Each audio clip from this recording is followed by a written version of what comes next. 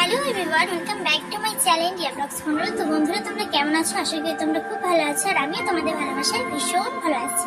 তো আজকে তোমাদের জন্য নিয়ে চলে এসেছি একটা নতুন ব্লগ ভিডিও। তো ভিডিওটা যদি ভালো লাগে অবশ্যই একটা লাইক করে দিও, আর আমার চ্যানেলে যদি কেউ নতুন হয়ে থাকো চ্যানেলটি সাবস্ক্রাইব করে পাশে থাকা বেল আইকনটি ক্লিক করে দিও।